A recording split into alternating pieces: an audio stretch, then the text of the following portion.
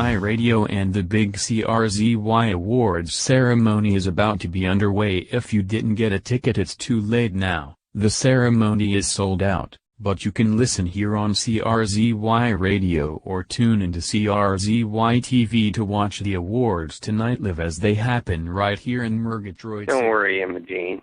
We're making good time. Our limo driver is good. We'll be there shortly. We'll be at the award ceremony, I would say, within the next 5 or 10 minutes. We're going to make it on time. Don't worry. Les, you are looking very pale. Very pallid color to your face. Are you sure that you are up to presenting an award tonight? How are you feeling? And now at long last, here to present the award for Best CRZY Outstanding Documentary of the Year is a man who needs no introduction, CRZY's own illustrious talk show host Les Tomac.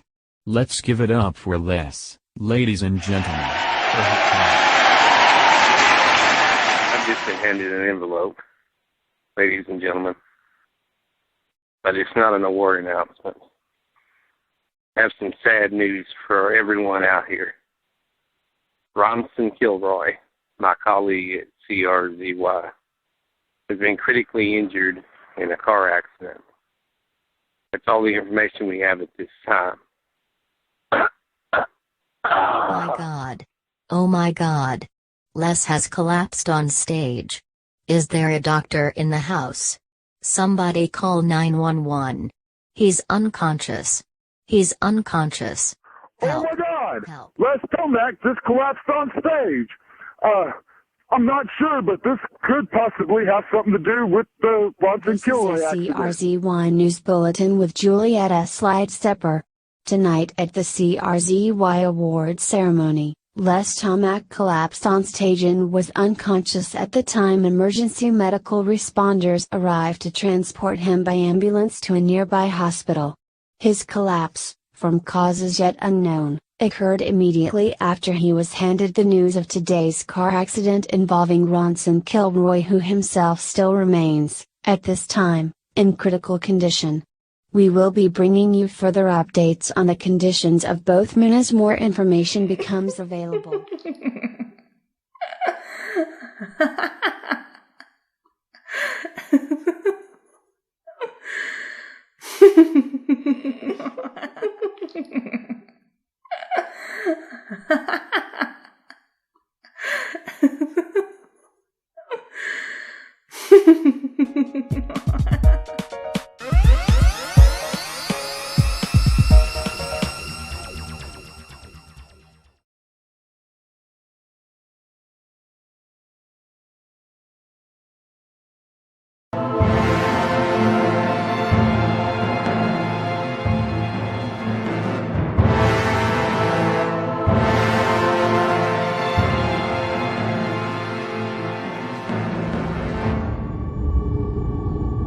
Dr. Dexter, hey, I'm starting to remember some things about the accident. I don't remember too much. I can almost remember getting hit by something, and I was on my skateboard.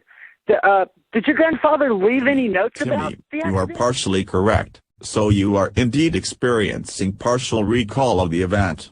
You were indeed hit, and you were hit by a vehicle, a car. What my grandfather did not include in his notes was the identity of the person who struck you with the car, although he does mention that they brought you to the biotech lab and that you were clinically dead at the time. He was able to bring you back to life, but only by rebuilding parts of you with cybernetic components, thus making you the way that you are now. Of course, with the components comes many enhanced abilities, which is, of course, a great bonus. Speaking from my own personal experience, it isn't always easy being different. When I was first created, I thought I was all alone, unique, and I encountered so many who reviled me simply because I was so very different. The living, breathing paper doll.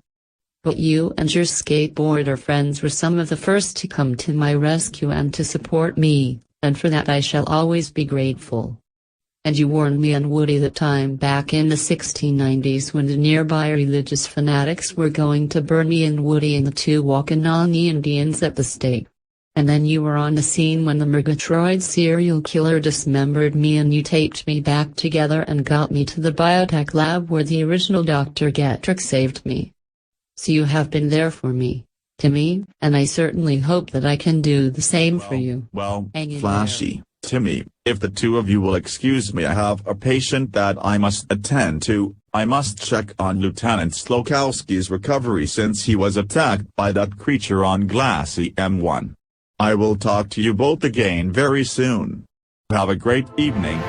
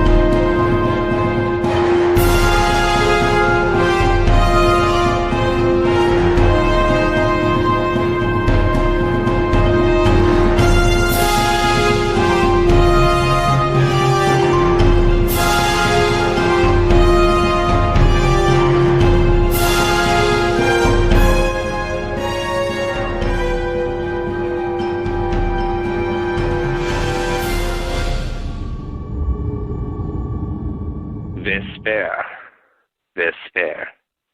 The sun is setting. Soon it will be night time and the moon will be out. I trust you have secured all of the castle doors with crosses. We cannot afford any incursions by the vampires tonight with our distinguished guest, Countess Vincini. Countess, as you see, we have a sumptuous feast with libations, the best food and the best wine. Eat, drink, and be merry. Let us celebrate your presence here at my castle, Countess Vincini. You assured me that Bangalidi is a quite amusing jester, and I am looking forward to Bangalidi's performance.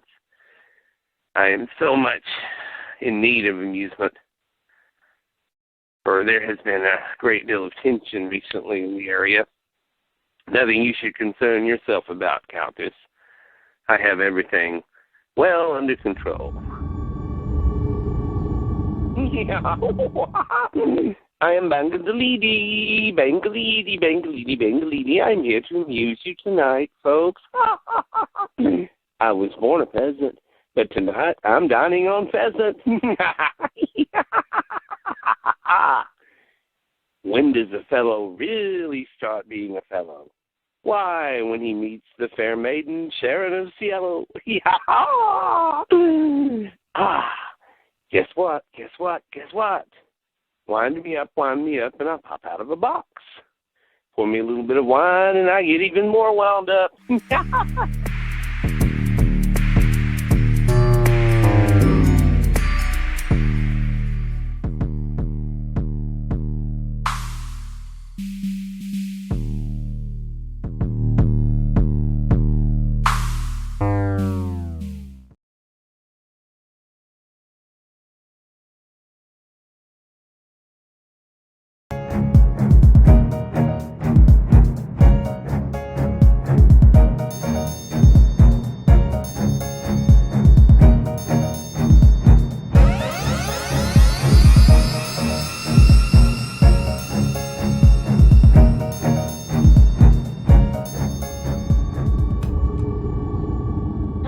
Dear son Watson, I miss you so much.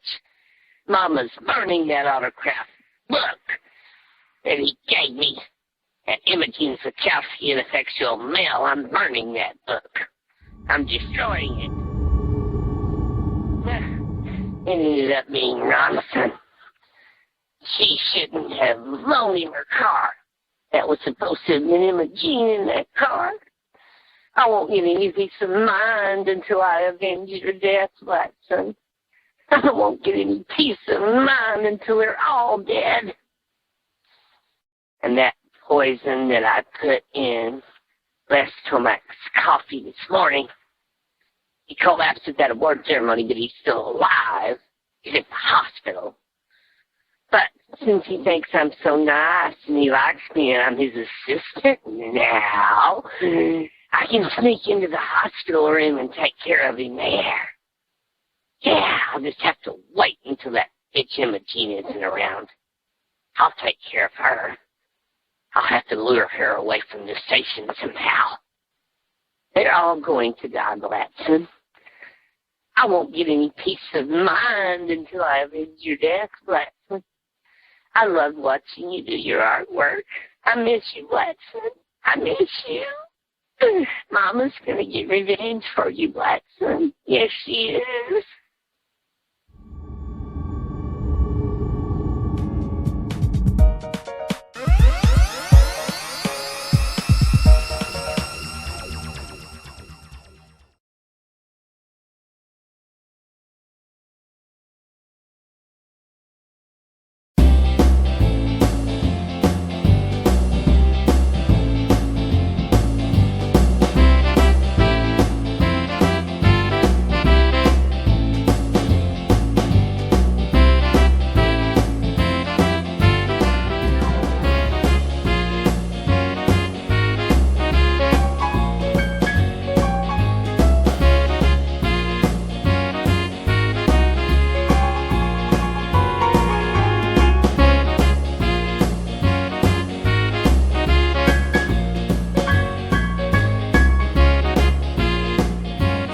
Exciting episode of 60s Girl. It's wild and woolly madcap romp at the beach when Roxanna Pearson and the Evanskans make a special appearance at the Moonlight Surf Party.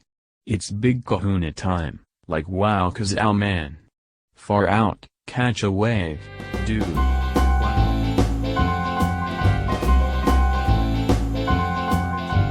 Oh Margie, I am about to leave work to go to the doctor's office for a routine checkup. But I want you to meet me at the beach in 1 hour. Roxanna Pearson and the Evanescence are playing tonight. You just simply must come see them. It will be a blast. They're out of this world. Put on your bikini and meet there in 1 hour.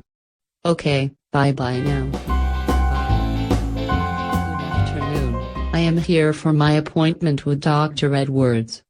Okay, I will just sit here and wait until you call my name. Okay, plenty of magazines here for me to look at. Oh gee whiz, why does every magazine in every doctor's office always have Liz Taylor or Jackie Kennedy on the cover? Oh boy, I have got to read this one. What on earth is Liz doing now? Oh no, Jackie. I've just got to read this one about Jackie too. Oh gee whiz, gee whiz, gee whiz.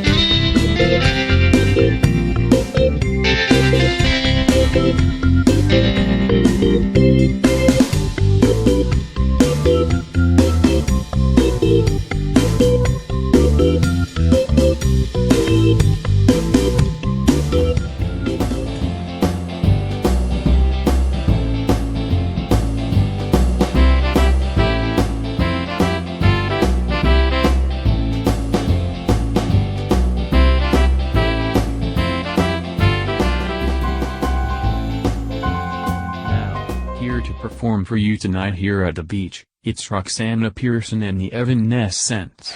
Wow.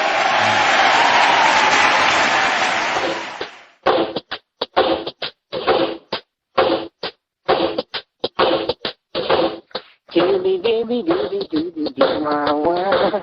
Julie baby doody doody doo wah wah. Julie baby doody doody doo wah wah. Jimmy, Debbie, Jimmy, Jimmy, I'm leaving you tonight, 'cause that's what feels right. Oh yeah, I'm leaving you tonight, 'cause things ain't working out right. Been together for a long, long time, but things aren't working out fine. No, I gotta leave you while I still can get out. I gotta leave there and me down. I really need time. I gotta get out, well, there's still time, gotta get out, oh yeah, I gotta follow my heart, it's true. I'm leaving you tonight. Gotta do what is right. Gotta follow my heart tonight. Gotta leave you on the side.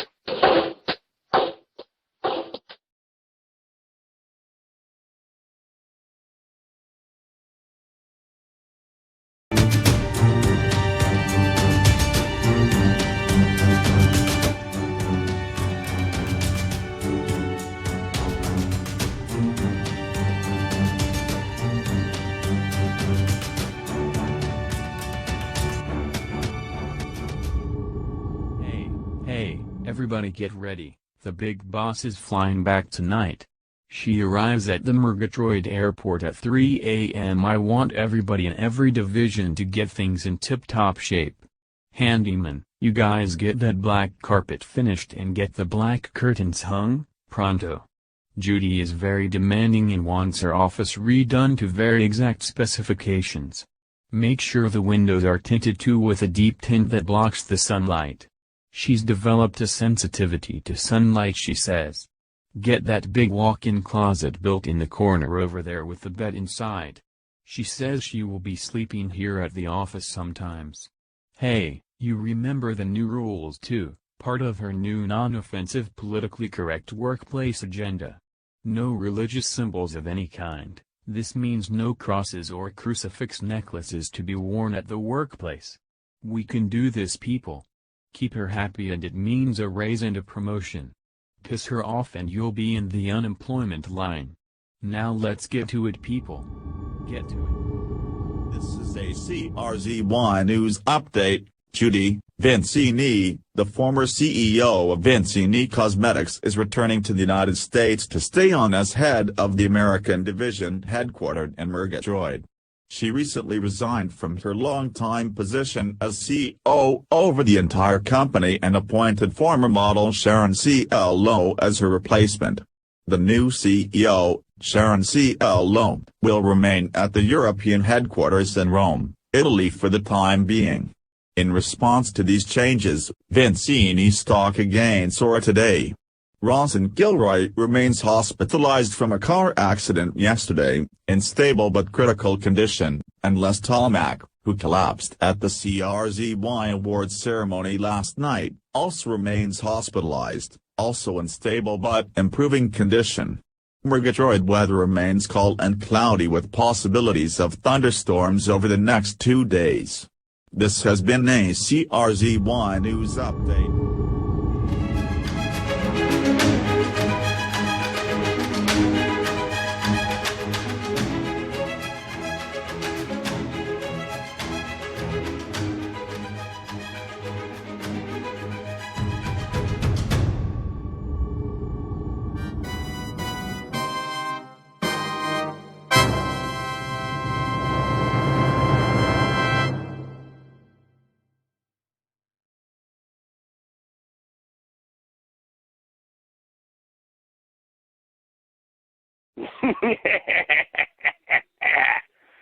Coming to the Murgatroyd Drive-In Theater from Vincini Triple Flex Theaters, the non-stop, all-night,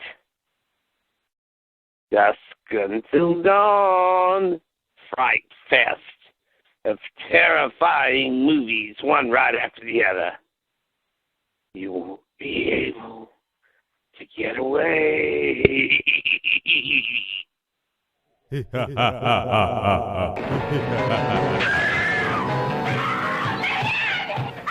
Someone tried to kill me last night, and I know who. It was just a dream. I'm not staying here to be killed by some maniac. Shock after shock after shock. You're a witch. Rated G. Blood and lace. Hiding among the innocent. A vicious hammer killer. Blood on Satan's Claw and The Beast in the Cellar, together in a chill-filled festival of... Now the screen has a new definition of terror.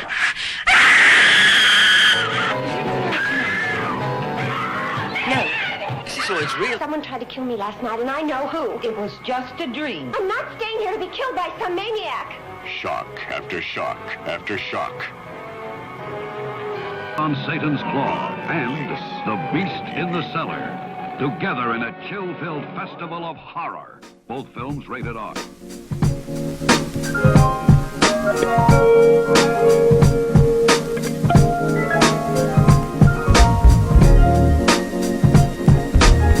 Horrors as the world has never seen. They came from beyond space.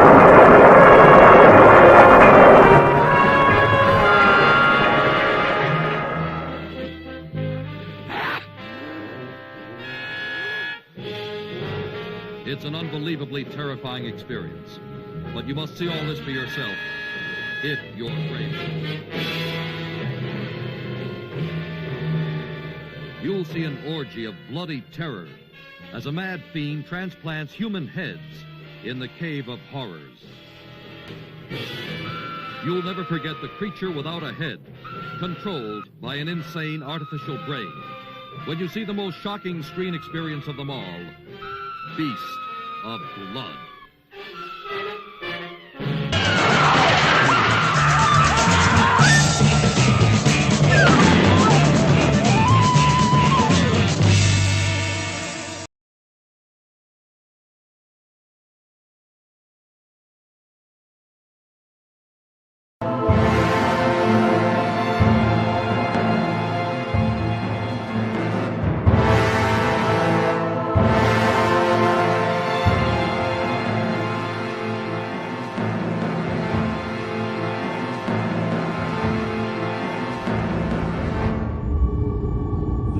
Of night has fallen over Castle Pedestrian, and while the Count is away, Sharon C.L. Lowe has returned to pay her old lover, Caprice, an unexpected visit.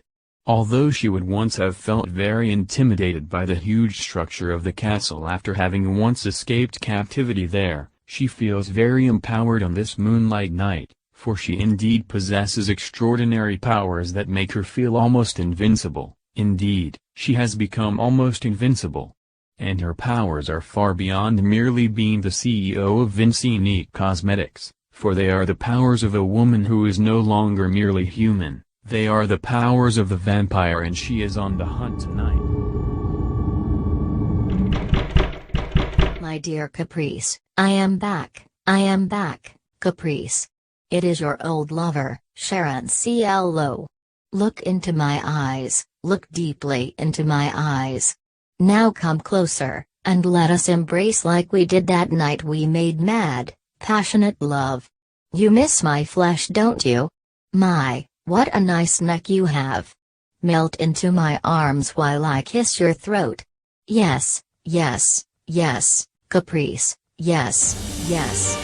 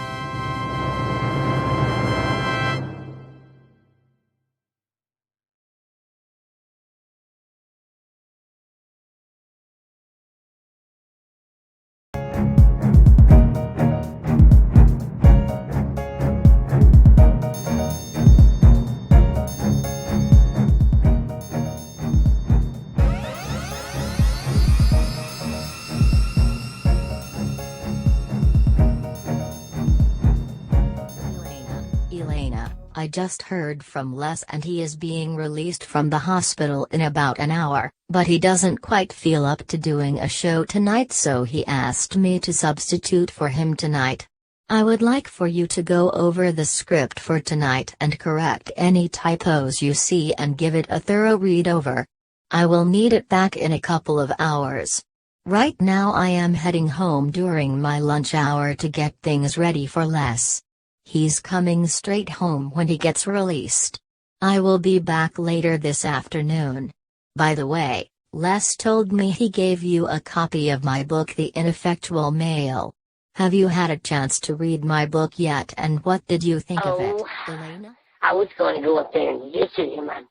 I'm glad he's getting released today, that he's getting to come home. I'm sorry, Imogen, I haven't had a chance to read your book that he gave me. I've just been so upset, nervous over the wreck that Ronson was in, and then this, whatever this is with Les. Oh, I'll go over that script for you. Sure, I'll try to get that ready for tonight's show. I'm just so, I don't know, nervous. I just haven't been able to sleep and all, but I'm going to be okay. I like being here, and I'll do the best job I can, Imogen. I'll do the best job I can. I don't get any peace of mind unless I'm busy doing something. Thanks, Imogen.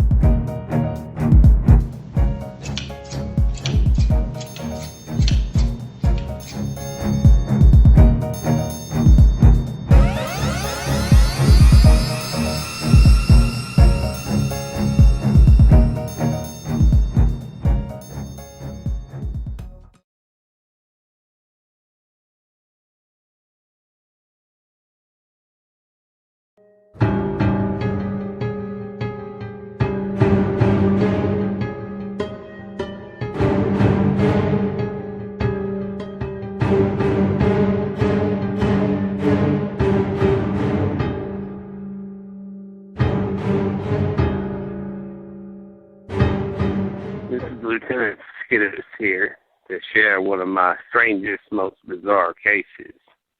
I call it the Statue of a Man. This is case number 205.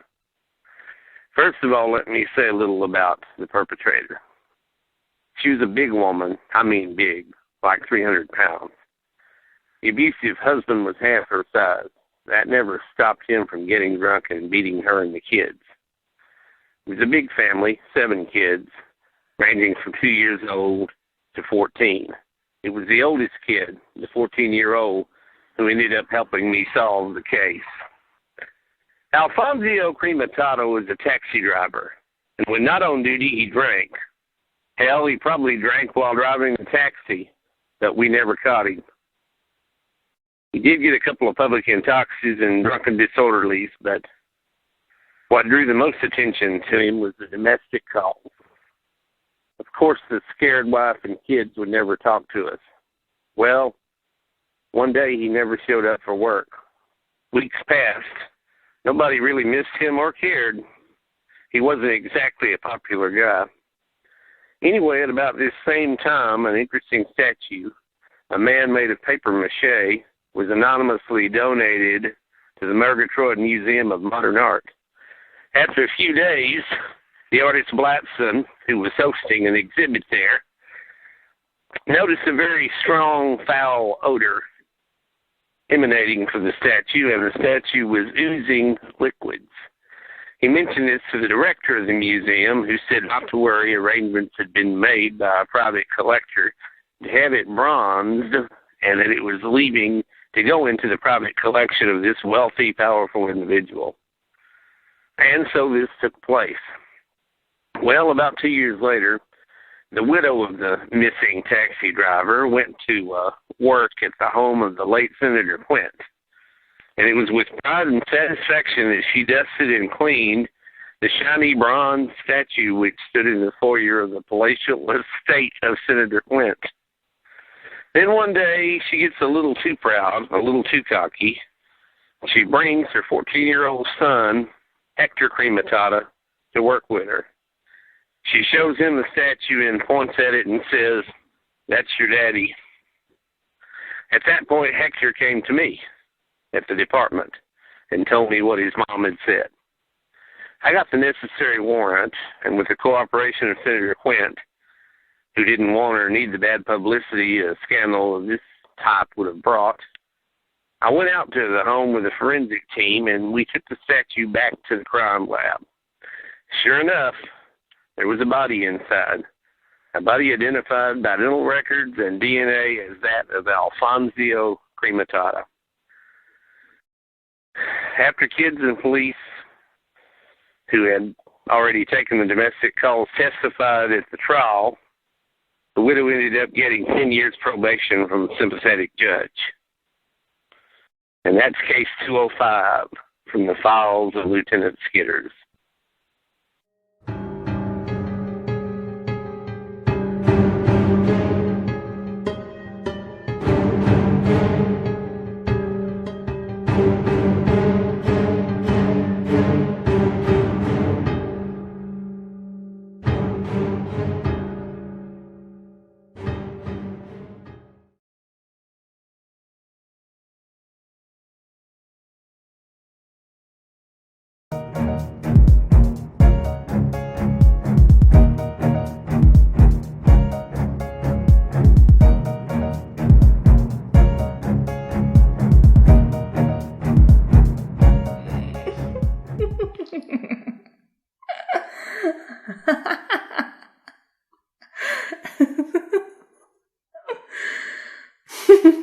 That bitch, Emma Jean, she treated my son Blackson like dirt. She tried to destroy his career. She criticized him, slung mud at him back and forth, right here on CRGY TV. And now, she's going to be the big star tonight, replacing her husband Les on the Les Tomac show. Interviewing the mayor. Well, she gave me this script to proofread and correct. I'll fix her. I'll go through here and rewrite the questions. Her career will go down in flames tonight. It'll be destroyed. I don't get any peace of mind unless I get revenge. Blackson, I'm going to take care of all of them. And while she's on TV making a fool of herself, I'll drop by Imogene's house and take care of Les. I'll bring him something for dinner, a little snack tonight. He'll just love seeing his new assistant come by to say, hi, how are you? It'll be his last meal.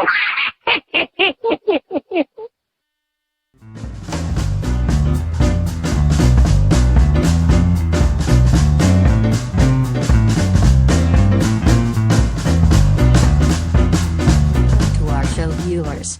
This is Imogene Slokowski Tomac substituting tonight for my husband Les Tomac, who was just released from the hospital today after his collapse, that all of you probably saw on television, at the CRZY Awards ceremony. Tonight as our guest we have none other than Murgatroyd's own Mayor Paransky to talk to us. Welcome Mayor, glad you could be here. Let me start off by asking you, is it true that you are a severe alcoholic? Oh no, I'm sorry Mr. Mayor, that question isn't supposed to be here. I apologize. Okay, let me go to another page and another question. Okay, Mayor Paransky, why is your wife such a rude, complaining nag? Oh no, Mayor, I didn't write these questions, I don't know how this happened. This isn't the right script at all, oh my god. Cut. Are you absolutely nuts, Imogene? I've never been so insulted in my entire life. I'm about to have a damn heart attack. Somebody give me my heart pills. Did my political opponents put you up to this, Imogene? You can tell your husband Les I'll never be back on this show again. Attention Goodbye, CRZY viewers, tonight's show has been delayed due to unexpected technical difficulties. Please stay tuned and a recent episode of the Les Tomac Show will be presented instead. We here at CRZY apologize for this inconvenience. In a few moments we will return you to a repeat episode of Les Tomac from the last few months that will air tonight instead. Thank you from CRZY.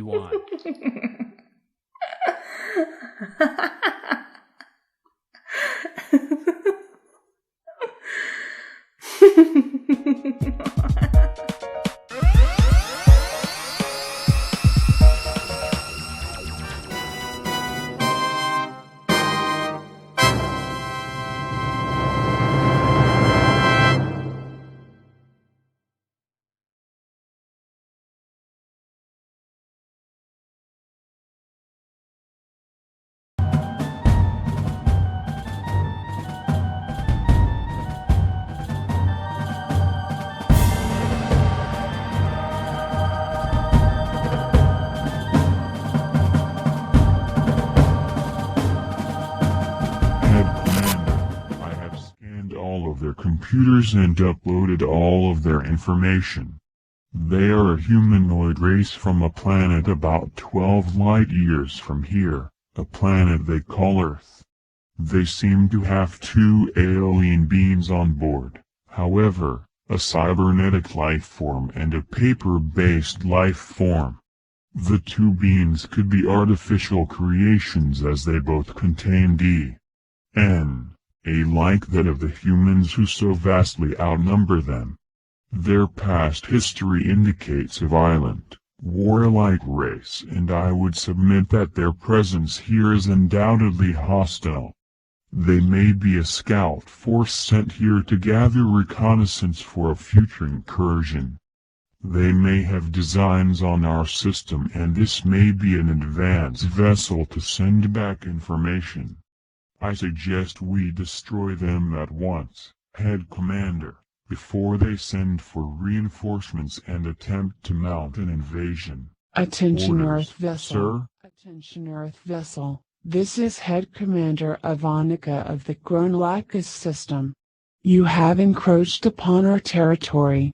Please state your purpose for being here, or we will be forced to open fire upon you as an enemy combatant.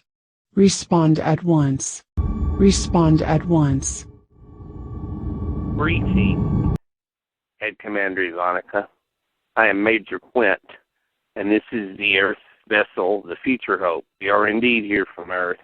We entered the Tau Ceti system, as we call it, in an emergency. We needed water supplies desperately. Our propulsion system was overheating and using up all of our water reserves. We are only passing through. We have no malicious intentions. We are on our way back to Earth at some point. We are on an exploration mission now to find a habitable, colonizable planet, but we will not encroach upon anyone's territory. We come in peace, we will go in peace. Major Quint, out. Head Commander Ivanica, that Earth vessel commander is hiding something. We detected that they possess time travel technology, so we have no idea what other weapons they may be in possession of. They could destroy us. I say we must attack, but first we must make a demand. We must offer them the choice of giving something up. Those 2 alien creatures would be of use to us. That cybernetic one and that paper-based one. Both of them have unique and interesting qualities and characteristics. We could clone them and do experiments on them and perhaps create others like them that would enhance our race. We must do something. We must do something, Head Commander. We must demand that they hand over those 2 creatures to us. Can it be true? Can it be true? Will Flashy the Paperdo and Timmy the Cyborg be kidnapped by the alien vessel? Find out in the next exciting episode of the Future Hope Saga.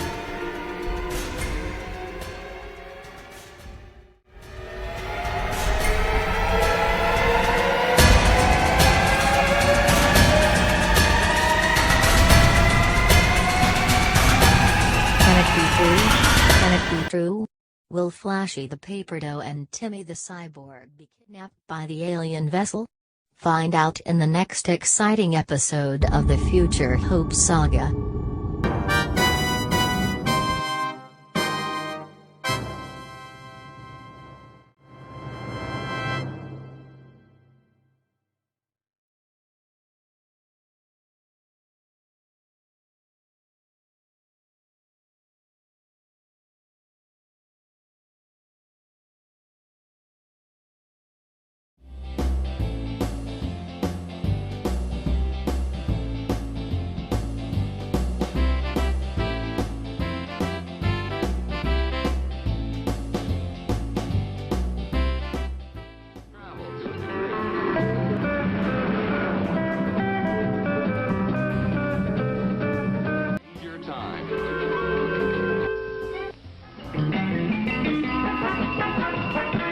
she is. She is single. She is engaged. She enjoys her leisure time.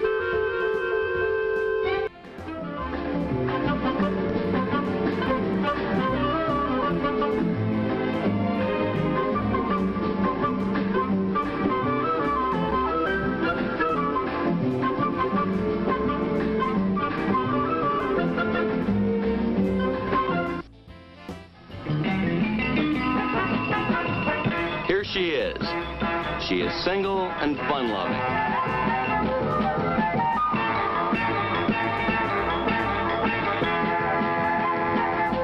Far out and groovy. 60s Girl is here on CRZY every week, a new exciting episode. Wow. Wow.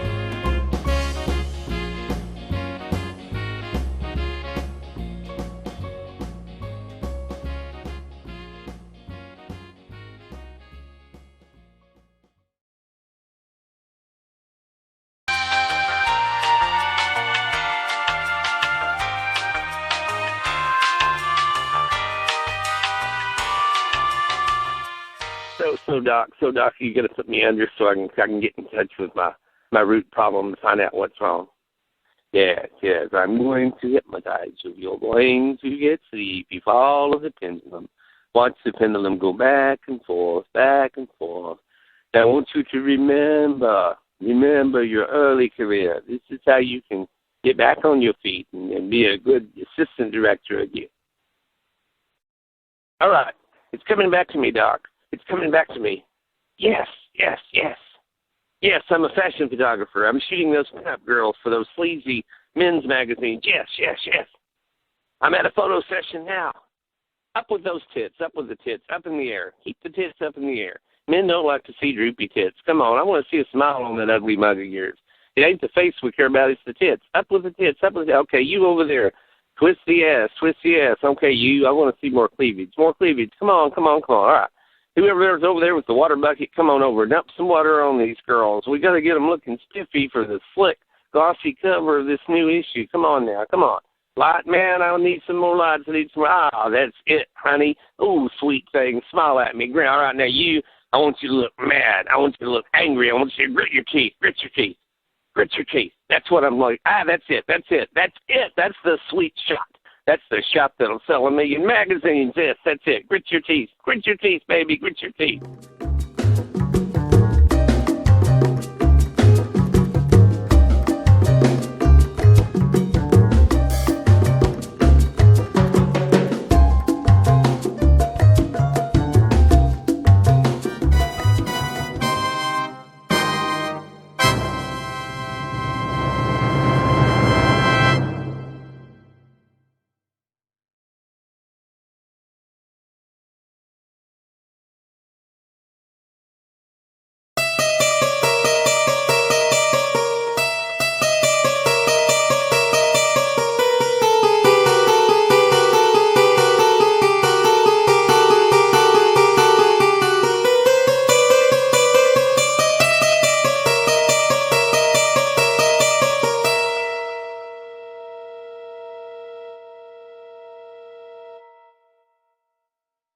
I've had a lot of strange, weird cases.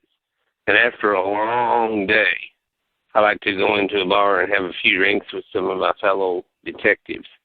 One evening, I'll never forget it, I was there having a few drinks, and I heard this really strange story. So I'll take you back to the beginning for this. Well, hello, Lieutenant Garvin. How are you this evening? Sit down. Have a drink. Well, hey, how are you? Well, I've worked on some weird cases, that's for sure. And I've heard some equally weird stories. Like this one broad I used to go out with, she was from Texarkana, Texas, a long, long way from Murgatroyd. And she used to work as a waitress down there. Well, one cold, icy night back in 1979, something really strange happened. And this is how the story she told me went. I call it the incident at the Triple J Cafe. It was a cold night of January 1979. Boy wanders into the Triple J Cafe, blue in the face, barefooted, ice in his hair. He sits down at a table with his back to the wall. The boy told the waitress that he was trying to get to Houston to see his mother. He was hitchhiking down that way. The waitress gets him some coffee. He gets nervous and jumpy whenever one of the other patrons mentions the cops. The boy finally is offered and given a place to stay by the family who are friends of the waitress. Later, it is learned that he killed his mother 10 years earlier in Houston, and that he was a patient in Benton, Arkansas, and was determined to Later, it is learned that he had killed his mother 10 years earlier in Houston, Texas, and that he was a mental patient from a Benton, Arkansas mental hospital and had been determined criminally insane.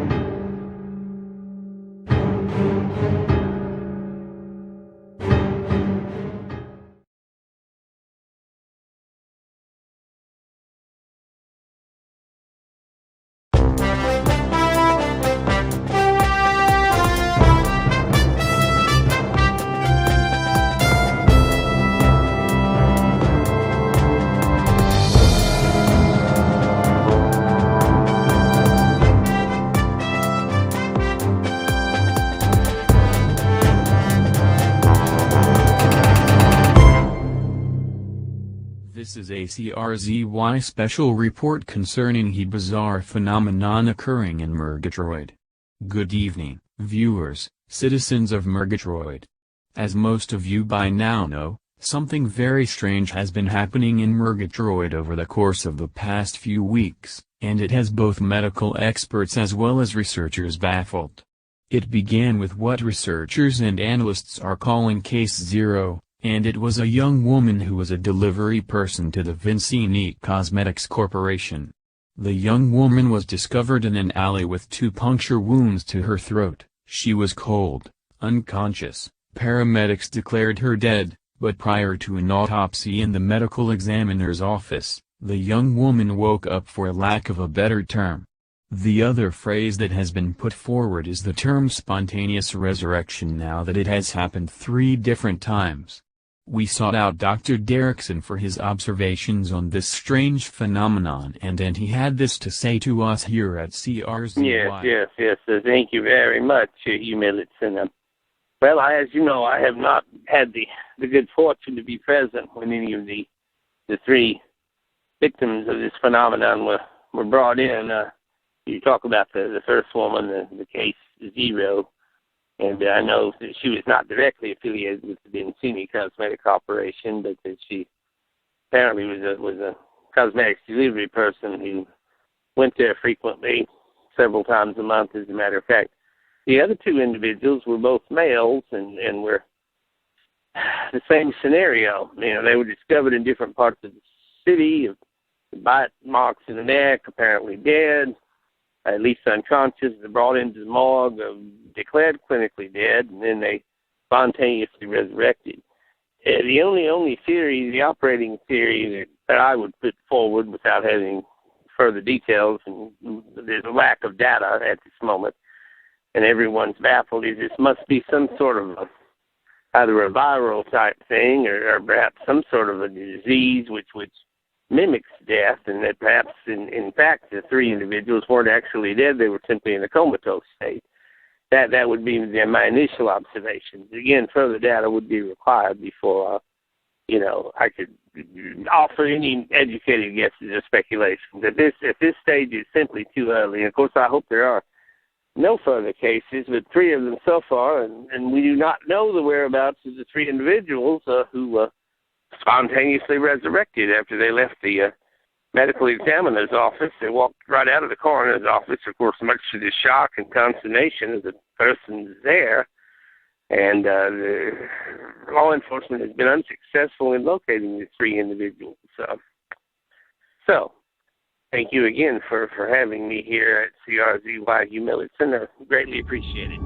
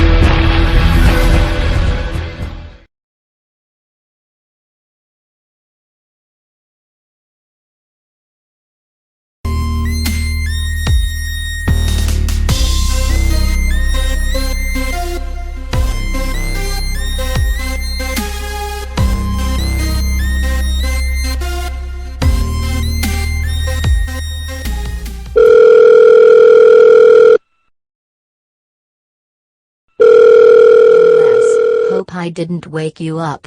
Just wanted to let you know Lieutenant Skitters came by the station to talk to you. I told him you were still at home recuperating, so he's coming out there to the house. He didn't tell me much, just said he wants to ask you a few questions. By the way, your new assistant is driving me crazy, asking me a lot of questions about Judy Vincini. I'm not sure what her sudden fascination with that woman is all about, but it is what it is, as they say. Okay, I have to get the script ready for tonight's show. Everyone at CRZ here says hi and that they all miss you. Talk to you later, honey. Thanks, Imogene. Bye-bye. Thanks. Bye now. Hello, Les. I know you remember me. This is Lieutenant Skitters. I've been on your show a couple of times. Glad you're feeling better. I asked Imogene to call and let you know I was coming out here to the house. Glad you're recuperating and feeling better. I'm sure you need a few days off from work. I don't suppose you've heard yet. Apparently your doctor appointment is tomorrow, so I guess you'll find out then. But I'll go ahead and tell you now, Les. The hospital contacted me. The test results came back. Les Tomac, you were poisoned. I need for you to try to remember everywhere that you ate and everything that you ate or drank for about 24 hours before you collapsed on stage at the CRZY award ceremony. I know that's a hard call. I know most people don't think or remember what they drank or ate, but I want you to try to write a list down everywhere you went, every product that you ate. When you think of this, when you get the list ready, just call me at the station and I'll send someone by in a squad car to pick the list up. We want to get to the bottom of this list. We want to find out how you were poisoned, who poisoned you, where the poison came from, you know, the whole 9 yards. Okay, Les, I guess for now that'll be all. And again, I hope you continue to recuperate and get back to the station soon. I miss your shows. Your wife does a good job, but it's always nice to see you on the Les Tomac show. All right, goodbye for now.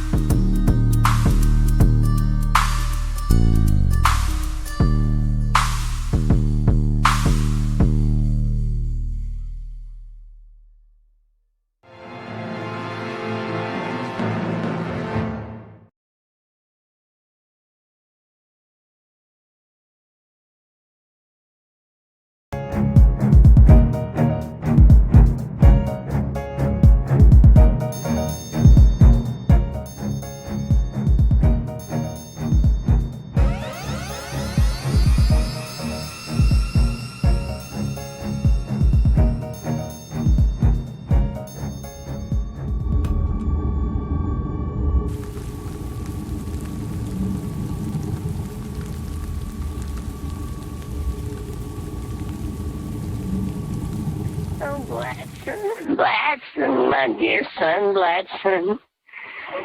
I'm going after the big one now. She's the one who really caused your death. Yes. She brought her son back to life. But I can't bring you back to life. She brought that serial killer back, Eric Niedermeyer. Yes, I'm talking about Judy Dempsey. If she hadn't brought that serial killer back to life, you'd still be alive, Blatson. It's her fault you're dead. I'm going after Judy Dempsey. I'm going to take care of her. I'll get rid of that evil bitch once and for all. I'll take care of all of them. I won't get any peace of mind until I avenge your death. I won't get any peace of mind until they're all dead, Blatson.